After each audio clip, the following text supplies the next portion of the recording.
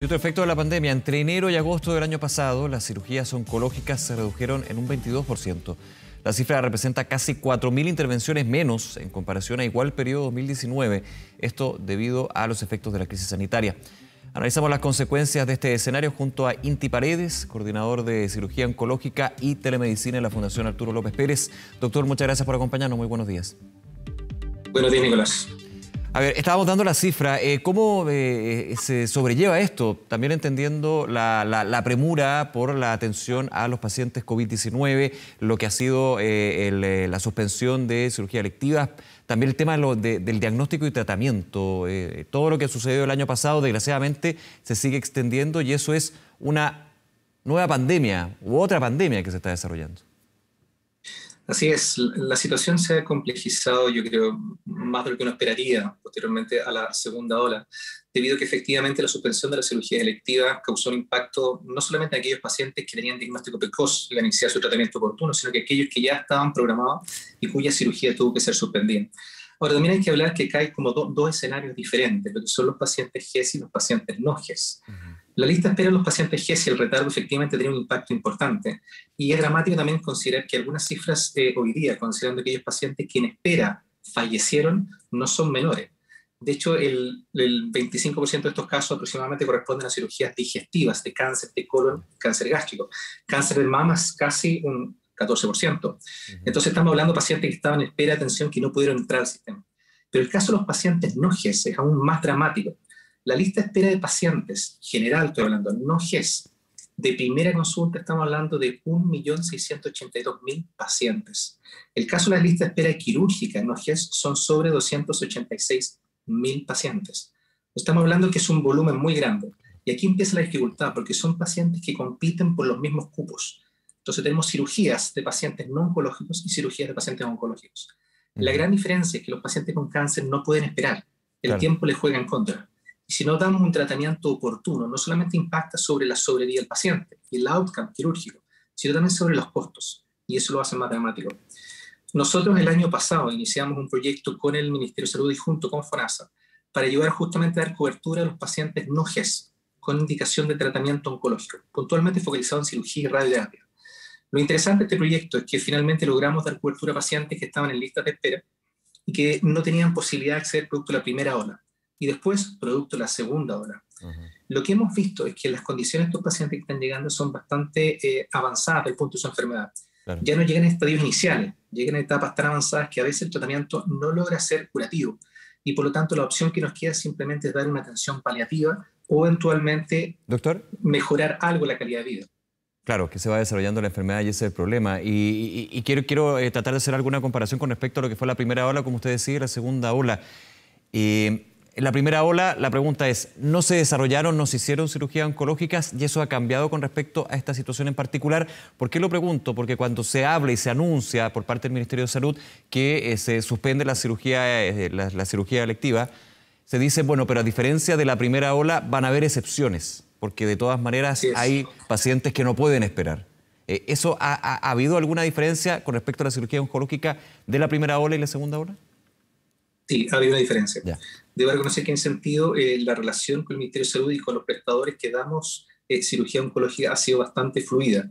En el sentido que, por ejemplo, hubieron algunos centros oncológicos, tanto públicos como privados, que fueron declarados centros no COVID, justamente para asegurar que estos pacientes no suspendieran su tratamiento. Y eso la verdad es que han dado bastante bien, pero no es suficiente. O sea, la verdad es que el impacto se va a producir porque la demanda es muy alta y las condiciones en que llegan los pacientes no es tan simple como uno pensaría. La verdad es que hay una serie de estructuras que juegan en contra. Al tener que ocupar un pabellón se requiere más una cama donde el hospitalizado. Si el paciente es más grave, va a estar más días hospitalizados. Si está más días hospitalizado, va ocupando todos los recursos de apoyo. Por lo tanto, le coarta la entrada a otros pacientes. Así que la situación sí. La segunda ola fue enfrentada de mejor manera y eso es un reconocimiento mutuo, creo que hacemos tanto los prestadores de salud con el Ministerio. Pero creo que el esfuerzo tiene que ser aún mayor. ¿Y qué esfuerzo se necesita, doctor, en ese sentido, dentro de la contingencia, de lo que se desarrolla con esta crisis sanitaria de COVID-19, con lo que se podría hacer? ¿Qué es posible acá? Yo creo que hay dos cosas que eventualmente van a ser necesarias, sí o sí. Los prestadores que dan servicios oncológicos van a tener que organizarse con una red oncológica público-privada. no creo que solamente la red pública per se pueda cubrirlo. Se requiere mejorar de alguna forma la información disponible a los pacientes con cáncer para que puedan moverse rápidamente entre una institución y otra. Hay que recordar que los pacientes pueden tener exámenes atrasados. Hay que retapificar al paciente, por lo tanto hay que pedir los exámenes nuevamente y actualizarlos. Hay que programar diferentes fases del tratamiento. Cuando uno llega tarde, no basta con un tipo de tratamiento, ya sea cirugía o radioterapia. Hay que hacer combinaciones de diferentes tratamientos. Si la laguna entre estos es muy grande, finalmente el tratamiento que uno puede alcanzar no es el óptimo. Entonces, necesitamos, por un lado, mejorar la coordinación entre prestadores públicos y privados que dan servicios oncológicos, mejorar la integralidad del tratamiento, asegurando que los tratamientos se puedan sincronizar de manera fluida y asegurar, por un lado, que FONASA también genere un financiamiento acorde al tipo de prestación que es el cáncer. Hoy día se está evaluando el tema del GRD como forma de pago para pacientes oncológicos y eso necesariamente no cubre los costos reales de lo que es el tratamiento de un paciente con cáncer. Ahora, todos estos temas están siendo abordados en conjunto con, en el caso nuestro como la Fundación, con FONASA y con el Ministerio de Salud de manera muy fluida.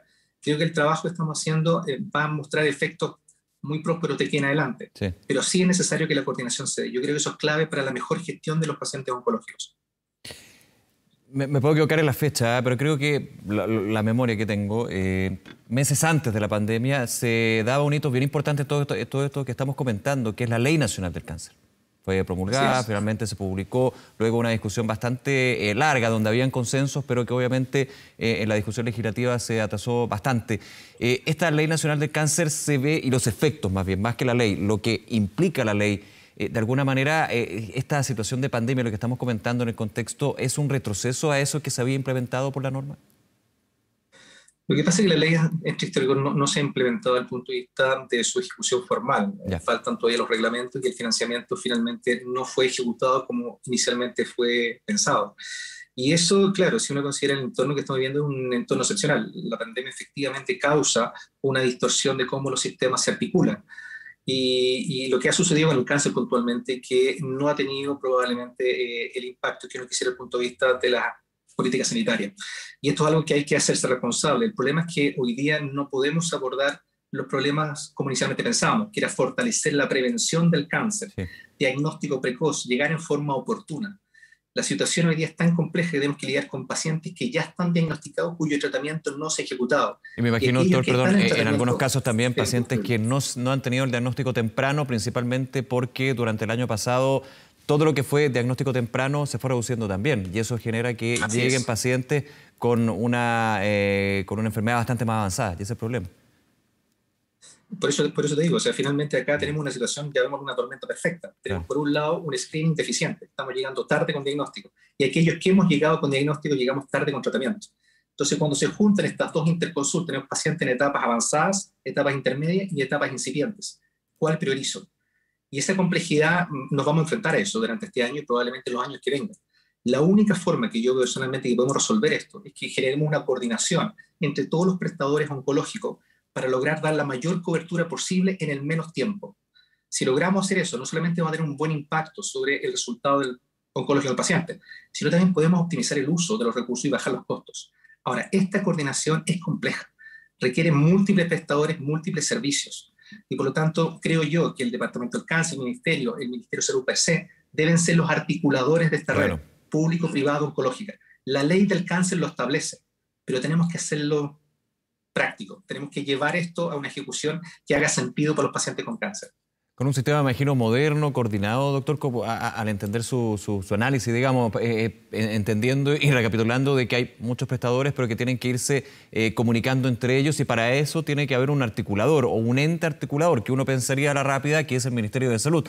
Obviamente la pega del Ministerio de Salud actualmente está concentrada por razones obvias en el COVID-19, pero también se ha dicho muchas veces que el resto de las patologías, entre ellas el cáncer, tiene que ser abordada, porque si no, ese va a ser un problema no de mañana, sino de hoy, que se va acumulando.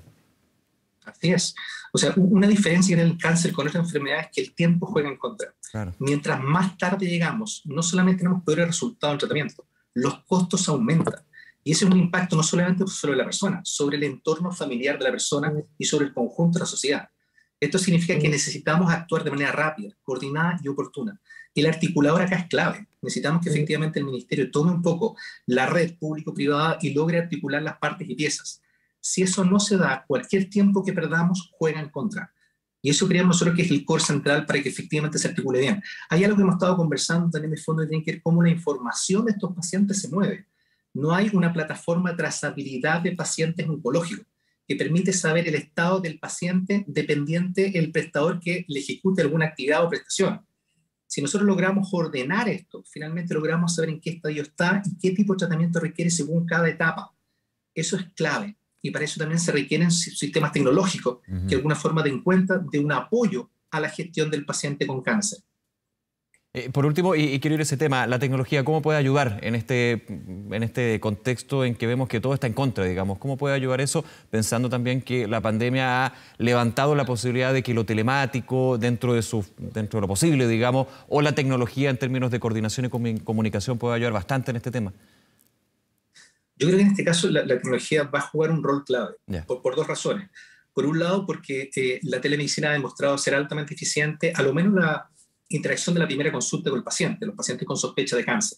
Solamente para darte una cifra, en el caso hoy día de la Fundación Arturo López Pera, nosotros el 31% de todas las atenciones se realizan por telemedicina, lo cual rompe estos límites geográficos, distancias, dificultad de acceso, uno puede llegar más. Pero la segunda etapa tiene que ver con que hay muchas prestaciones hoy día que quedan almacenadas en diferentes prestadores. Cada prestador guarda la información del paciente y no hay una unidad que unifique esto para mostrar las partes y piezas que constituyen la línea de tiempo de un paciente con cáncer.